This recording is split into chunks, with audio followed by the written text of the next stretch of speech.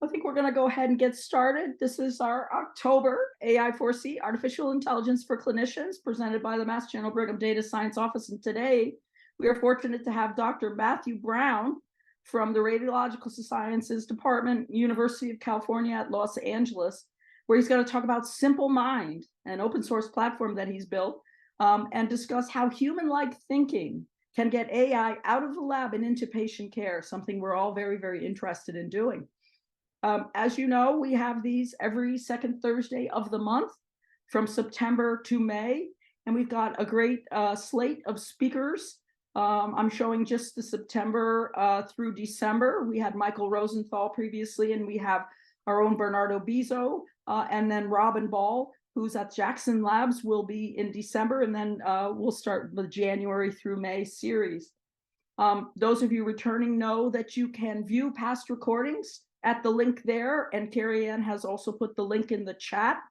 You can just go to our data science office, and from there you can look for AI4C, and it will lead you to the linked recordings. Please do fill out the survey. There's going to be a link in the chat for that. That will help us to make these series better and provide some of the things that you are interested in hearing about. As I mentioned, you can get the past recordings. You can follow us on LinkedIn and Twitter, and go to our website to see some of the other educational activities that we have for in-house. We have a whole online series of educational lectures in addition to these more advanced series. But today we have Dr. Matthew Sherman Brown. Dr. Brown received his PhD in computer science from the University of New South Wales in Sydney, Australia. He's been at the University of California at Los Angeles for more than 25 years now. Makes me feel a little bit old, Matt. Where he's currently a professor of radiological sciences and faculty at the UCLA Physics and Biology and Medicine graduate program. He serves as the director of the UCLA Center for Computer Vision and Imaging Biomarkers, CVIB, and their quantitative 3D clinical service lab. He's co-founder of MedQIA, which is an imaging contract research organization for clinical trials. Dr. Brown has been motivated really all his career by machine intelligence that can see and understand the world as humans do. He's part of a team that's been developing SimpleMind, which we're going to hear about today. It's an open source cognitive AI software platform that adds human-like knowledge and reasoning to deep neural networks. And using SimpleMind, Dr. Brown and his colleagues are making AI more reliable and trustworthy in the critical healthcare task of medical image interpretation. So I'm going to turn it over to Matt, where he's going to talk about SimpleMind, how human-like thinking can get AI out of the lab and into patient care. So Dr. Brown. Thank you, Dr. Andrew. It's really a pleasure to be here with everybody today. And I'm going to begin actually by sharing an opinion that maybe will be surprising and perhaps even a little bit unpopular. Here's a typical headline in many articles these days, and it's research changes the game for medical imaging with self-supervised learning. So changing the game sounds like this is very much a done deal here, and we're having a huge impact in medical imaging. But if one scrolls down to the tagline and paragraph just below, then some interesting words crop up.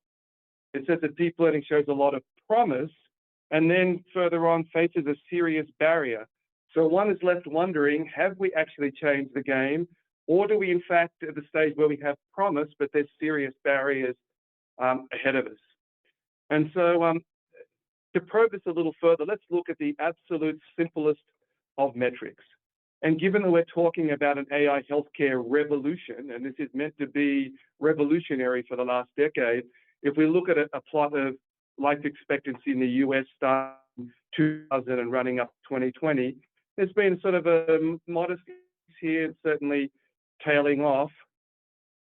And if we look at when the AI healthcare revolution started, the seminal deep learning paper came out in 2012, and the term radiomics was coined coincidentally in that year. So this could be seen as a logical starting point for the healthcare revolution. And I know many factors influence such a broad metric as this, but for a healthcare revolution, one might have hoped to see some kind of visible improvement here, even at this large level. But maybe actually it's not in terms of life expectancy, maybe it's radiology and healthcare efficiency where we're seeing huge gains. And again, if one looks at a similar plot of healthcare expenditure over the last 10 years, and again, when the healthcare revolution started, there's not really any clear indication that we've had much of an impact.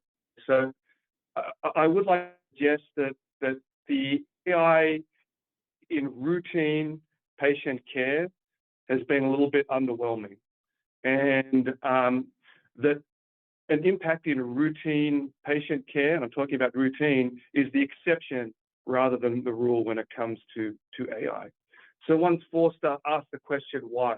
And we've been at this for a while. I know 2012, I remember that year very well because my daughter was born, my first daughter was born in 2012, and she will be in middle school next year.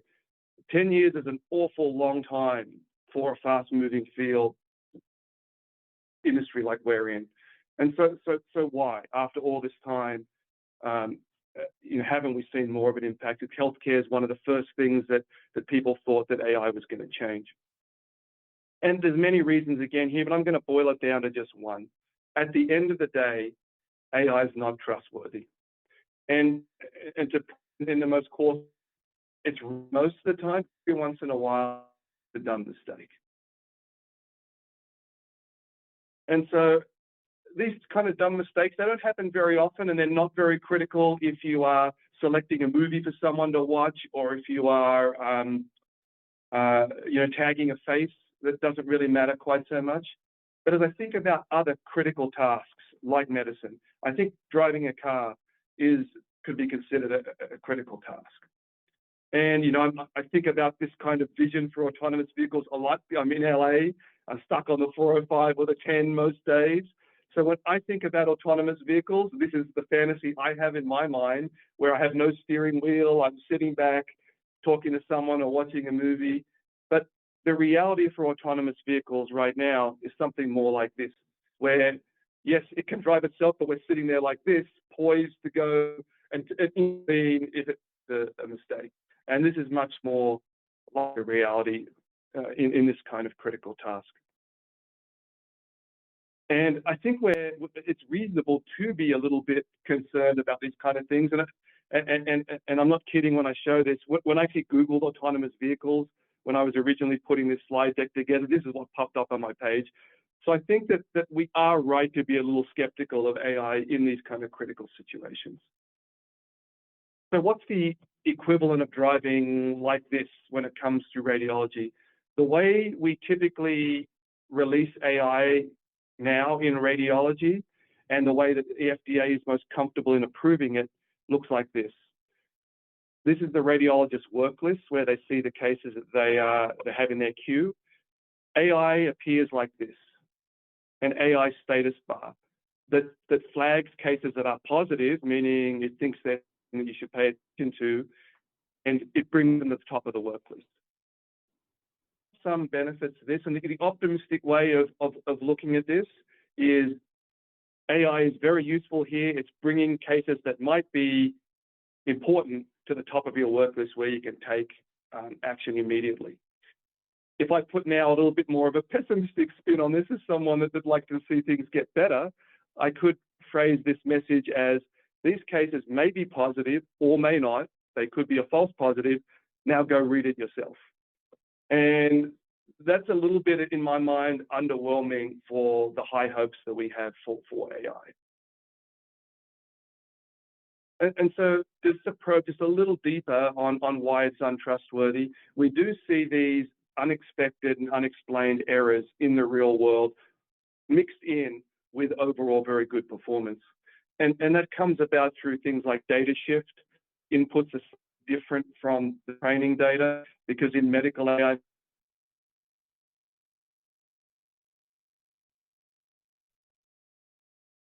Oh, Matt, we lost your audio.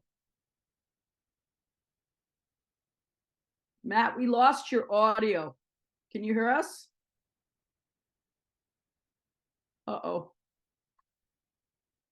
Matt? We lost your audio.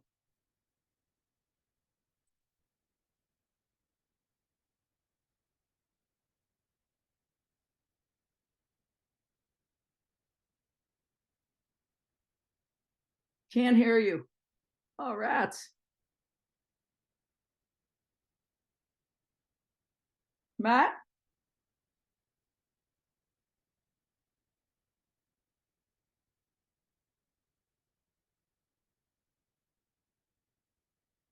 Let me see. Sorry, did I lose Oh, we any got of you. you?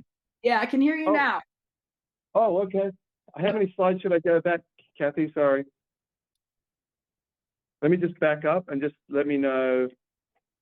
That's strange. Here's where we go one there. That's where we lost you. Right here? Okay, excellent. So let me just dig a little bit deeper into where why AI is not trustworthy. We are seeing these unexpected and unexplained errors in the real world. Most of the time it's right, but every once in a while it's not. And this comes about through things like data shift, where the inputs are slightly different from the training data. And in medical AI, most training sets are collected from restricted environments. We have a few centers where data is available. And also these training sets are often imbalanced. They contain relatively few examples of the very abnormalities we're trying to detect, but also few examples of the kind of unusual things that crop up in clinical practice and can catch out the AI. And also what's troubling is that the clinical impact of these errors is not well assessed. We kind of know that they're out there, but no one has really evaluated what impact these have. And so we're hesitant to release things in the real world, and human overread is required, limiting the impact of AI in areas like radiology. And so despite an ever-growing number of publications, just looking up deep learning for medical image classification, there's 18,000 papers in 2021 alone, and all of which have very, very promising results. But, and again, you know, I have to say, it just as recently as Sunday on 60 Minutes, I heard repeated again a statement that AI can interpret images just as well as radiologists. And frankly, there are so many caveats to that, it's basically not correct. And you can see that it's not correct because right now in the United States, we're facing a massive shortage of radiologists that's impacting healthcare. If you look at the American College of Radiology job board just over the last couple of years, you can see this soaring number of job postings. You can really trust me on this. If AI could interpret even almost as well as a radiologist, it would be out there filling this gap right now. There's a tremendous need for radiologists. And so clearly, while we have a lot of promising publications, we are not where we need to be right now for this to be really changing healthcare and radiology. So all that to tell you, I really believe that as much as we have made advances, significant change in AI is needed, and deep neural networks are going to be a part of the solution, but alone, they're not enough. So we've been wrestling this question of how do we make AI more trustworthy for critical problems, and how do we get AI out of the lab and into patient care? And this really came home for us. And the approach that I'm going to talk to you about is one known as cognitive AI. This is an emerging branch of AI that seeks to add human-like or common sense reasoning to AI. And in particular, we're going to try and talk about how we might add that to deep neural networks. So this really came home for us in the context of a problem like this, where we're looking to get chest X-ray AI into patient care. And the specific example that I'll talk to you about today is checking endotracheal tube placement. And so as we know from the ICU, routinely when these tubes are put in, they take X-rays to check the placement of the tube. And we know from the medical literature that the tip of the endotracheal tube should be in the trachea, and 5 plus or minus 2 centimeters above the corona is the ideal position. And so these X-rays are taken at the time that the tube is placed, and then follow-ups at least each day to just make sure that it hasn't moved. Because if that tube does move, you can cause injury or even death, unfortunately, to patients. And these deaths are clearly preventable if one can check the placement and quickly intervene. And so when our department chair, Dr. Ensman, asked us to take on this project and look into it, he wasn't actually asking from the perspective of, trying to advance AI. He just wanted a solution to what he perceived as actually a practical problem. And just to underscore that the medical need, it's just at UCLA in our healthcare system, we generate about 500 chest x-rays a day to check for tube placement. And as I mentioned, if the tube tip is too high or low, you can cause severe complications and even death. And repositioning, according to the literature in general, is required in about 15% of patients.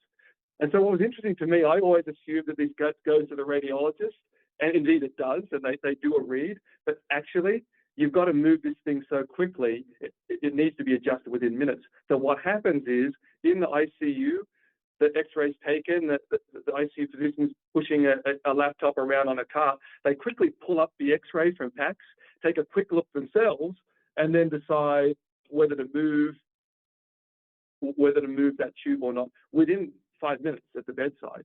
So that was very interesting to me, and it even made it even more imperative that AI could help. As good as the physicians get at interpreting this and doing it, there's even more motivation to make that AI available. But what becomes important is helping the radiologist is useful, but the most help is if you can get the AI result to the ICU physician within 5 minutes. So the workflow that we had to come up with, working closely with our hospital informatics, and was to have images routed automatically from PACS to an on-premise Azure server where we could do the processing and push the result back. This had to get back, the round trip time now is about 4 minutes for this to happen from the moment the x-ray is acquired, and it needs to be because they're going to move it within 5 minutes. They need to. And so, like I say, it was relatively straightforward to get a publication for this, get this work published, add to the medical literature. But actually, Dr. Ensman didn't just want a publication. He wanted this thing out, used in clinical practice. And so for me, as the person overseeing the team that was doing this may be surprising to him, made me incredibly nervous. And the reason was there's going to be no human in the loop. We're not going to be able to have someone sitting there in the background, a technologist checking the result, make sure it's right. This thing is going to go back and be looked at by the physician before anyone sees it. It's also going to leave, the output of the AI is going to leave a permanent record in our PACS. Of course, there's a low tolerance for error because you can injure or quite literally cause a fatality if this is wrong. And especially if you've now got a record in the PACS and your AI has made a dumb mistake and heaven forbid something happens to the patient, that's not a good place to be at all. And so what we were really motivated to do was, could we add some basic machine reasoning to the AI to increase its reliability and our confidence in putting this out into clinical practice? And so, one way, the classic way now of going about this would be to use a deep neural network. You could absolutely get a few thousand examples where the endotracheal tube placement was correct and somewhere it was incorrect. You could feed these into a deep neural network and train the millions of weights in that neural network, and you could get an answer, yes, no, correctly placed or incorrectly placed. That can absolutely be done. But now, if I were to try and roll that out to an ICU physician that is making a critical decision, they might naturally have some questions. If they were to ask me how this system decided, I would have to say, I don't actually know for sure how it's deciding that yes, no. These weights are not intelligible to me. And because what they've got in their head is the medical literature. This thing should be 3 to 7 centimeters above the corona. So what they would want me to confirm is that the decision that it's making, and I would not be able to answer that. And then when it makes an error, naturally they're going to want to know why, because should I keep using this? Why is it making this error? Especially if that error seems obvious to them, that will raise concerns about, does it really have the necessary basic knowledge that I think it should have to be taking on this task? And then seeing that error, there's naturally a question for all of us: what can I do about it? And the answer that people like me always give is, I just need more data. And the actual fact about that is, when we put in more data, we're hoping for the best. We're hoping to learn something like this, but throwing in more data, there's no guarantee that that's going to happen. And there's no way that I can be sure that it really understands the basic concepts that the human is applying when they're actually interpreting these images. So in this field of cognitive AI, to boil it down, what we hope to do is supplement learning from data, techniques like deep learning with reasoning based on human knowledge. And so our goal is to add machine reasoning or thinking to deep neural networks. So the specific goals we had were to combine deep neural networks with knowledge and machine reasoning for use in medical imaging. And we were hoping that this would increase their trustworthiness, and I'm using this in the broad English sense of trustworthiness. So encompassing things like robustness, error handling, transparency.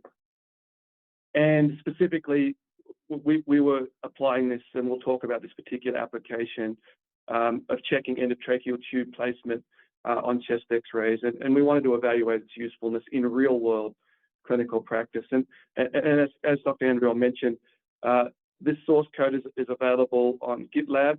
Of course, Murphy's Law struck. We are literally in the middle of releasing an upgrade as we speak. So if you click on this right now, you'll see us under construction in GitLab. But by next week, you'll see us fully back to normal on our GitLab page. And what's nice about that, just in case there's any developers on the line, this is a major upgrade that's really simplified our Python interfaces, making it much easier to add agents and extend what we've done. So we're very excited about the upgrade, but it'll be fully available to users next week. So just let me take you just under the hood just a little bit of what's happening in SimpleMind. It's an agent-based architecture. And so the analogy there is you have agents that are very good at performing some particular processing task, and they communicate via this data structure called a blackboard. And the analogy is you have a bunch of experts who are standing around that know how to solve a little bit of the problem. When they see something on the blackboard that they know how to solve, they go ahead and do their processing and solve it, and they write their result back up on the blackboard. So the idea is this is a common messaging area where different types of agents can interact and solve a problem, like interpreting an image and solving a computer vision problem. So the types of agents that exist within SimpleMind are agents that know about knowledge, and I'm going to show you what a knowledge graph looks like in just a moment. But there are agents that know about the knowledge representation and can map that knowledge onto the blackboard where other agents can then make use of it. So they translate this knowledge graph to what's called a solution graph that's gradually going to be populated by other agents as they solve the problem. Next, there are scheduling agents that, based on what's been found before, decide what it should find next, because these dependencies are often spatial or structural dependencies. So after you've found these two organs, that guides the search for the next one. So the system has a scheduling mechanism that's driven by the flow of dependencies in the knowledge graph. Then there are segmentation agents, and this is where we use deep neural networks heavily. And they are, don't get me wrong, fantastic. They are a real breakthrough in allowing this to be done so much better than we could do it before. And so what these segmentation agents do, they identify regions in the image that are candidates for different organs or structures that we are looking to detect. And finally, there are reasoning agents that use the knowledge that we have and look to see whether the candidates make sense and which candidates correspond to which anatomic objects that have been indicated in the knowledge graph. And so this reasoning is what applies the knowledge on top of the deep neural network's outputs and thereby makes a coherent decision that is consistent with our understanding of what the world should look like. So here it is. Here's the knowledge graph for the chest X-ray. And the first thing that you'll see is that it's powered by 4 deep neural networks.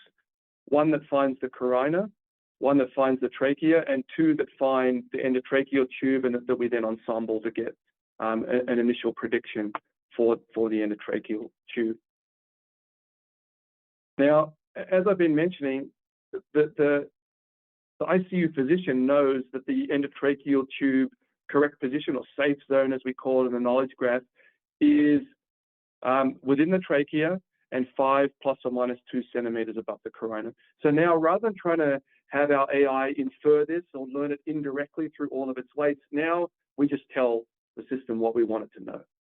So we just say that this then the tracheal tube is part of the safe zone, is part of the trachea and near in the wider direction the carina. So literally what this looks like, this node for the endotracheal tube safe zone is written in interpretable English. It's just a text file that is read in by the agents and then is going to be used. So you can see here that we know what it knows, part of the trachea, and it's near the carina. And this is saying 30 millimeters above to 70 millimeters above. So it's something that you can type in and you can read out, in contrast to and complementing what we learn into the weights. So we think that this is important. In addition to deep neural networks that learn from data, you can now tell the system what you know, and more importantly, what you want it to know.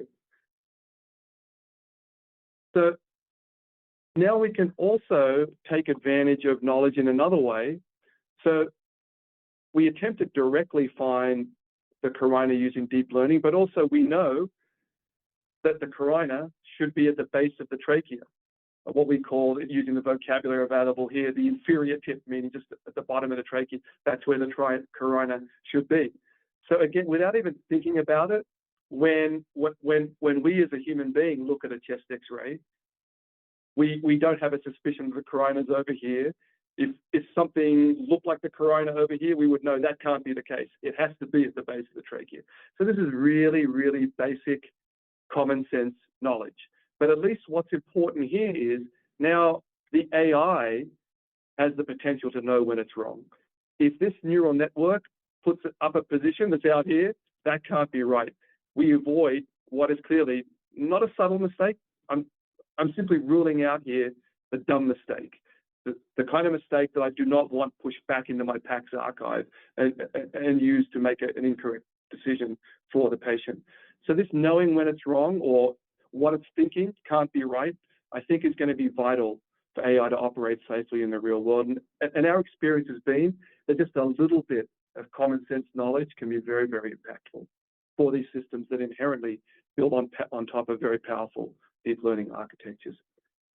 So now, for machine reasoning to decide whether the endotracheal tube position is correct, it's very simple. It identifies the tip, again, as being at the inferior portion of the endotracheal tube, and that has to be inside the safe zone. So again, very simple statement. For the endotracheal tube tip to be correct, it has to be inside the safe zone. But now the agents can actually use that information and find each of these nodes and actually just go ahead and check it. So here's an example. Here's a chest X-ray coming in. Here's what the system has identified as the trachea. This region here is the safe zone. And so you can see how the agent has derived that. It's literally the portion of the trachea that's 3 to 7 centimeters above the carina.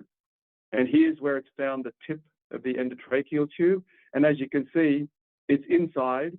And so here the final result is color-coded in green. I found it 4 centimeters above the carina. It's green because it's inside the safe zone. So we can not only explain, but we can show to a physician how it's making that determination. Just as an interesting aside, this enhanced image was generated by the AI as part of its pre-processing because the AI found this to be the most useful for when running the deep learning. What was interesting is when we showed this image to the radiologist, they said, "Whoa, what's that?" I quite like that enhanced image. I already have this in PACS. Why don't you put the overlay on the AI enhanced image? So that was kind of interesting, and the way that turned out. So this is actually what goes back into PACS along with the original image. Here's another example where here's the trachea, here's the safe zone, and here the tip is too low. It's outside the safe zone, and so this is how that's flagged.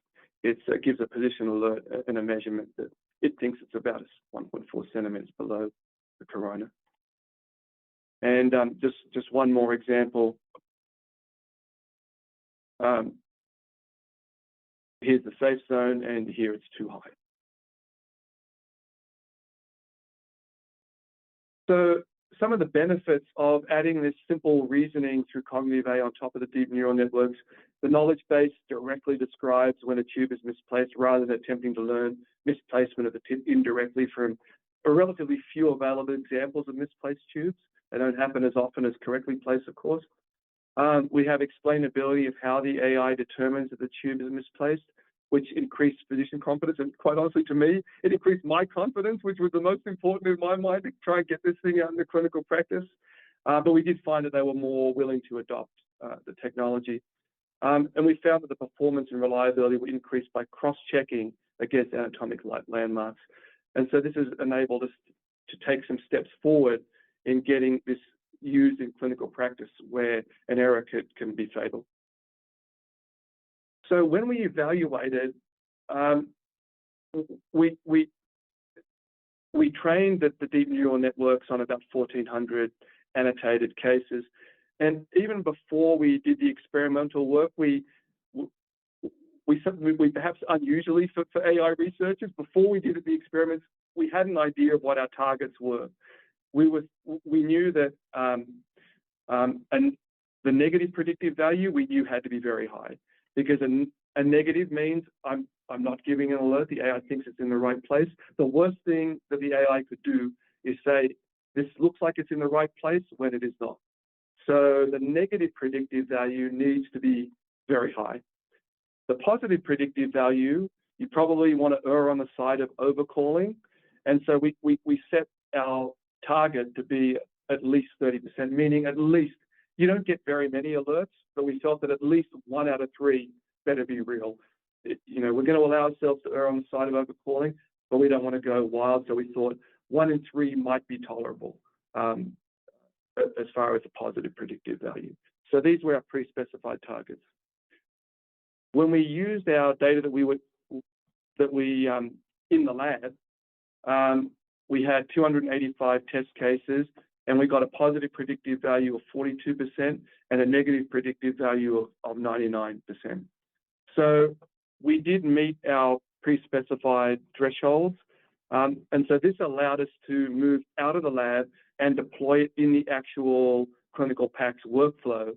And very importantly, of course, the process didn't end there for us. It's actually still ongoing to this day, where we continually monitor what's happening in clinical practice.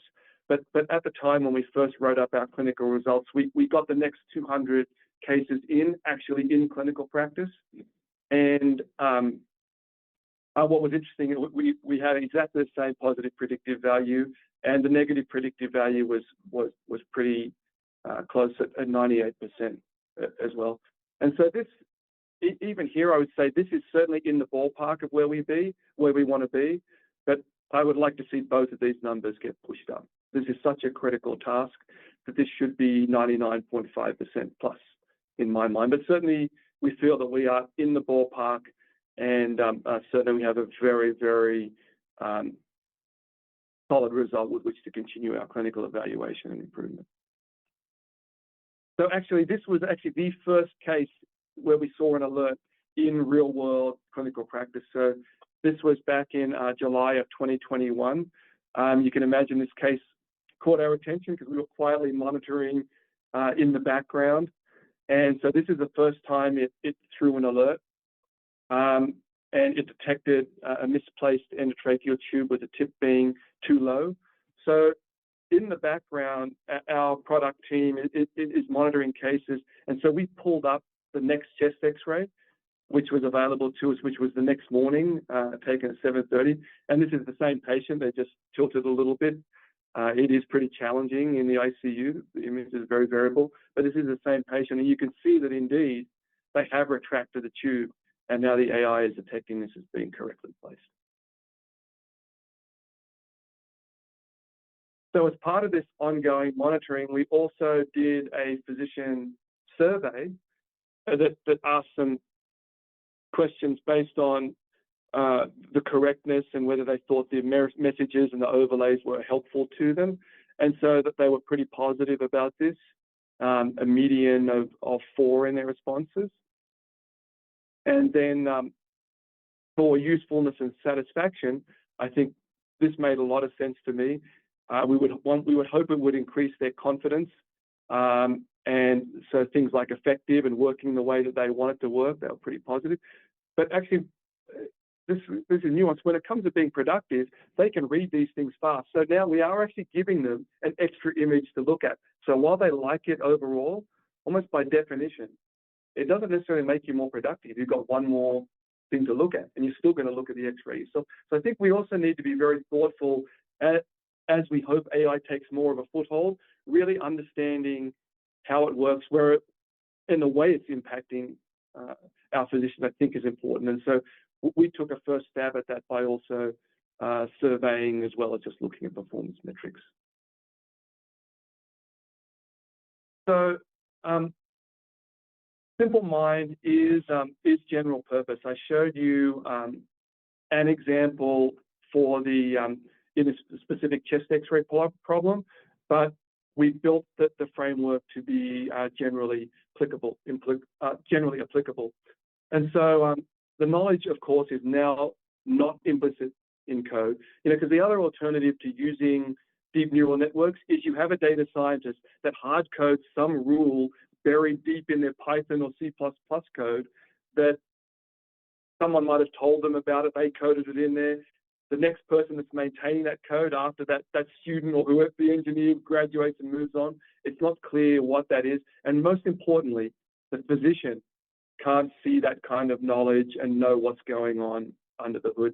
So having an explicit knowledge graph, we think, is important to encourage adoption.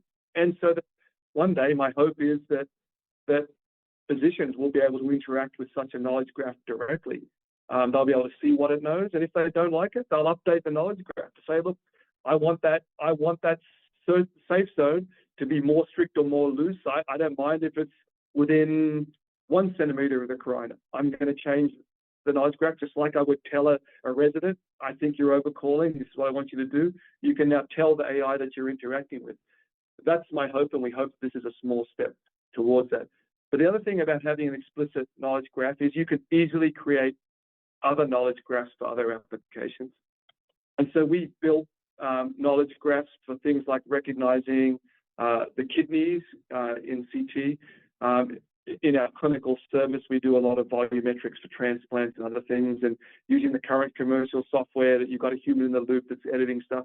So we would like to make that a little bit more automated, so that's motivated this kind of work. And also we have a big prostate radiomics group here at UCLA. And so they've been trying to get us to help them annotate very, very large data sets. And so we built a knowledge graph for dealing with the prostate. And what we've observed, actually, since we have a little bit of time, let's talk a little bit more about this. When we trained one deep neural network, we noticed that it tended to perform fine in sort of the middle part of the prostate, but in the apex and the base where it's a little fuzzier, and it wasn't performing quite as well at the apex and the base. And so what we were able to do was actually we were actually able to describe what the apex and the base look like just simply by starting from that landmark. You just tell it, okay, I define the apex as being the top portion, the base as being the bottom portion. And actually we were able to allow the system to train different neural networks for the central portion and a specific network for the apex and base. But we found the knowledge graph to be very useful just to allow us to describe what the apex and the base are, and thereby embed multiple deep neural networks and then ensemble them to get a final result that was more accurate than what we could get by just using one neural network. So just again, these kind of very simple spatial concepts and reasoning just enable a lot more flexible kinds of processing. So these are proven to be very useful, and we have about half a dozen other applications. And part of our reason for trying to make the platform as open as possible is so that we and others can build upon it. Because I think what will really make this better, the more agents and the more that you broaden the vocabulary of what you can describe, the more this will be able to do. And so just in summary, cognitive AI can make deep neural networks more reliable and deliver trustworthy, explainable AI in clinical practice. SimpleMind is a cognitive AI software environment that allows developers to add human knowledge and logical reasoning to deep neural networks. And these advances we found in our own experience have helped us to get AI out of the lab and into clinical trials and routine patient care, where it can have an impact. As I say, well, we welcome anyone that wants to come and play with the SimpleMind environment.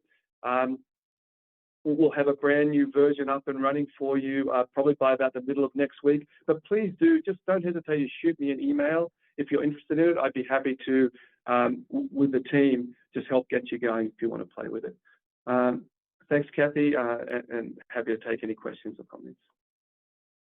Wow, fantastic. Well, thanks, Dr. Brown. That was terrific. And I love the notion here of, it seems we're swinging back. We have classical machine learning, which, you've been doing for 30 years, and image processing, and then neural networks, deep learning because of computation came forward, where, we let the data define. And now we're sort of moving back towards the middle where we have some knowledge about these problems. Why don't we use that in combination? And I love this idea. And clearly, I was going to ask you, but you showed it. You did this study about how it was received when you implemented clinically. And I like the fact that their confidence was improved in what was going on when they read something that was understandable to them and to us as the data science. And I also love that, you've always done things where you've worked with the clinical folks. And I think it, again, speaks to the fact that, this is teamwork where we have to have data scientists and clinicians involved. One thing I wanted to ask you about, and maybe Dieter, I don't know how he felt about this, was there any discussion about these results going into the permanent medical legal record? Was there concern about that at all? Who made that decision to be able to put it into the clinical record? Yeah, it was a lot of concern. Actually, I have to say that the concern was as much as myself. I may have been the most concerned out of anybody about doing that. And the reason is, I think one of these is much more your area of expertise than mine. I think one of the other factors is AI is not really well integrated yet into the many varied workflows that we have. And integrating it into a radiology environment became clear to us that was only going to be marginally useful. It was needed at the bedside. And the only way that we could see that the ICU physician was going to get this is if you pushed it back into PACS. That was the only way that we could communicate with them in real time as they needed. And so this absolutely was not, if I was trying to keep, clearly that's not the most comfortable. It turned out to be good because it really pushed our thinking in a way, but it is, to me, a very intimidating thing to do. So we thought very long and hard about doing that. And actually, I don't think it was visible on the image. We worked with our legal group to put in a disclaimer because we're using it only within UCLA. It's not FDA cleared. So we put a pretty strong statement in there that this is under evaluation, must be not cleared for use, must be read by a physician. And we gave training sessions about it. And the main message of the training session was really keep reading. Yes, we were telling them what they were doing, but what we were really trying to hammer home to them in the training sessions was just that this is experimental. You must keep reading. And so that's how we dealt with what we perceived as a big challenge and a risk that needs to be managed. Yes, if my fear is people are going to blindly accept the results and the output of these, and I always say, if you disagree, disagree. We have a related question. First, they say, thank you, Tom Kite. Thank you very much for the great talk. Have you managed to overcome the responsibility problem? Who is responsible if the AI model does make a mistake in clinical use? Who's responsible? That gets into a medical legal, and I don't know. Do you have an answer for that? I don't. No, I think this is to be determined. You know, of course, at the end of the day, the responsibility, the way AI is being positioned right now, is that the physician is responsible. They're making the decision. It's an assist, and that's by design. But this is, of course, a wonderful question, because that's not the vision. The hope and the dream for AI is that it takes on a much bigger role. And I think that we are going to be, because AI, unfortunately, has been so little used in real world healthcare, we haven't been forced to confront this question, but it's a big one. Is it going to be the physician, or is it going to be the company behind the AI? Is it going to be the medical center that decided to use it? It is very unclear what's going to happen. And I don't think we are going to know until, unfortunately, the first accidents start to happen. And then the fight is going to be on. But certainly right now, that it is with the physician, but we must wrestle with this essential question, because that can't be the end goal. The end goal has got to be the AI being good enough and trustworthy enough to really start to make, I mean, already I'll just hope that one day for these tasks, it's going to make better decisions than what they can. It'll integrate more information, and they'll move on to doing other things and playing a higher level role. But so this is a problem that we are going to face, and they're the potential, I think. And maybe when that lawsuit happens, it'll be aimed at all three. So it will definitely emerge. Probably will. And, you know, it's interesting. I think we struggled with this when breast imaging, the classical machine learning, you know, the human defined feature kind of CAD was put in place. And should you store the CAD? And what happens if the algorithm improves, but you've stored it, created on the old CAD? And what are the medical legal? And so I think these are things we need to get lawyers involved to help us understand, and ethicists to help us understand this problem. I think it's still an unanswered problem. But great question. We have a practical question here. What is the turnaround time to get the initial results from the analysis of an image? So you've trained your model, it's in place, an image has been taken, portable up in ICU. What's that turnaround time to PACS? Yeah, our average round trip time is 4 minutes. That includes sending the image to Azure, processing the result, and sending it back. Yeah, and what I love is, again, you know, you focused here on what is practical. Put the tool and give the results in the point of care technology, the PACS that they're using up in ICU. It's not going to be useful if it's sent across the street in the research building and so on. So this is fantastic. We have Tiago Conclave saying, regarding training time, does the framework that you're using change any of that? Is the methodology that you're using, do you find a high performant model faster than if you didn't inject the knowledge, I think is what they're asking? Yeah, that's a great question. It certainly does change the way that we do training. So just to give you one example,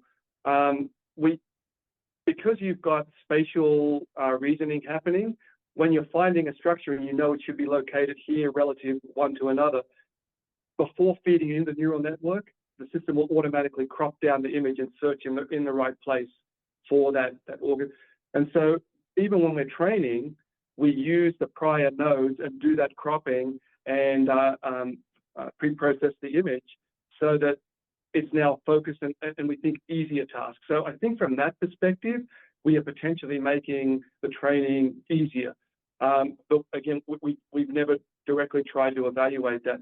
One thing I would say, though, as well, is now that you've got multiple deep neural networks, the more knowledge and the more things that you have cross-checking each other, the more robust it's going to be. Just like, again, we do it so intuitively. The human mind is amazing we do without thinking. We don't make mistakes because we have this model of what we expect a scene to look like, and we're constantly cross-checking and making sense and making that coherent. So the larger that these networks get and the more things that are cross-checking each other, the better it's going to be, which means the more deep neural networks are going to be integrated into this knowledge graph. And so one of the things that made, there's a whole nother talk that could be done about this. We've been looking at trying to automate some of the tasks of the data scientist. And so there are a lot of parameters that go into training and tuning deep neural networks. We've been using genetic algorithms to actually train those. So while we haven't shortened the amount of training time, we have been able to lessen the need for data scientists. So you can be training multiple networks and rather than hand tuning those parameters, allowing a genetic algorithm to optimize those parameters. So as I say, I wouldn't say we've shortened computation, but we've certainly made training more feasible from the perspective of doing more automated rather than relying on many, many data scientists to train all the deep neural networks. So now you've scared the data scientists thinking they're going to be replaced. But no, I mean, I think it just shows using knowledge. So you're training maybe dozens of models and automatically changing the parameters, and then you will look at the highest performing set of models and then work on that. Is that, and you're using that genetic algorithm to do the tuning, if you will. Did I get that correct? That's correct. And so this is actually not even trying to tune just one model, because the performance of this one influences the performance of this one, because one is dependent on the other, and they're using these spatial dependencies. So actually, this algorithm trains the entire knowledge graph. So it's simultaneously refining all the parameters all over the knowledge graph and evaluating fitness against all the results of the knowledge graph. So it's computationally intense, but we think that actually, that certainly is improving, and but certainly it's made it more feasible because you just can't manually tune that many parameters simultaneously. Fantastic. And another question here: how easy is it to plug and play this approach to any other deep learning method? Yeah, great question. This is exactly what, as I was mentioning, we just refactored all of our code to make this really easy. So now you can create a Python agent and just plug it straight in. So it's very, very easy just to, the wrapper that exists in SimpleMind for any Python library is very simple now. And that was exactly the goal of our major re-implementation that we just completed. So any new Python library, whether it's deep learning or mathematical morphology or decision trees, we make use of as well, any kind of image processing, you just plug in, whether it's scikit-learn or TensorFlow or PyTorch, UNet, NNUNet.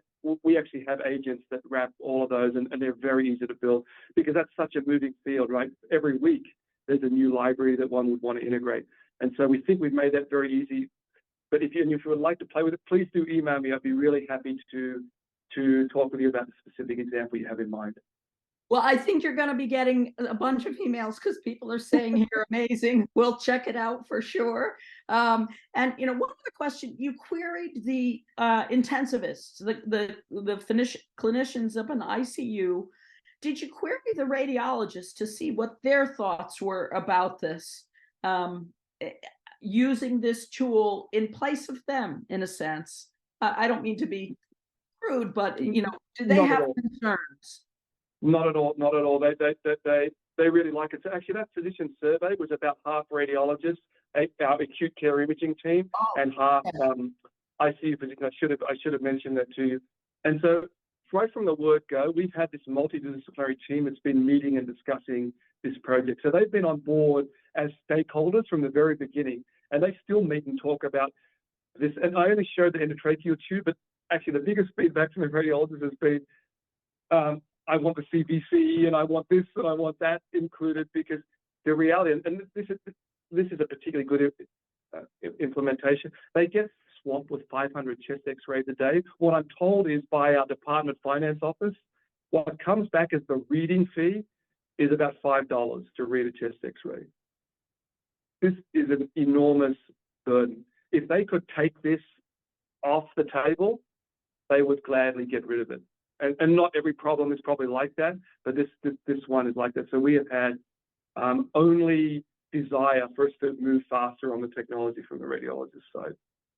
Yeah, well, I think you mentioned you do 500 a day across UCLA, so that's quite a heavy load, a very heavy load.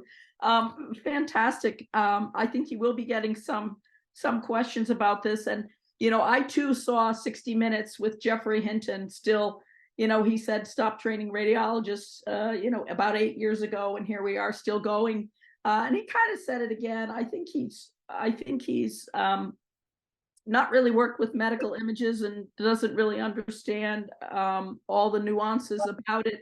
I'll just share, as you know, Dr. Brown, Mike McNitt and I, your colleague, we were all involved in building packs before you could buy one, before the vendors were. And at the time, we had a lot of people saying, oh, you're going to put the radiologists out of business, and that was 30 years ago. So I think when any new technology comes forward, there's fear, but what you've shown is being able to understand, and as physicians and other scientists want to understand why something is working the way it does. If you can elucidate what's happening, that's a better answer than, well, here's what the model said and I don't know why. And you showed that the adoption went much more smoothly and was much more acceptable because people understood a little bit about it. And I think that's a very interesting approach to go. And I'm going to go check out that platform, and I think you're going to get a number of others who will be contacting you. And I'll just say that Matt's terrific to work with and lots of fun. And so I think this platform is great. And, you have a lot of different pieces to the platform, really all the different pieces that will help you get through and do that automated tuning and some other parts to the whole platform that you've built. And I think that's fantastic. And it's a contribution to the data scientist world to be able to use this. So, do we have any other questions from the audience for Dr. Brown here? Seeing none, Matt, this was fantastic. Thank you so much for doing and for getting on early morning for you and noon for us. We appreciate your time, and thank you so much for a wonderful, wonderful talk. My pleasure. Thank you. It's really a pleasure and a privilege to speak to a group like this. Thanks again for inviting me, Kathy. Really appreciate it.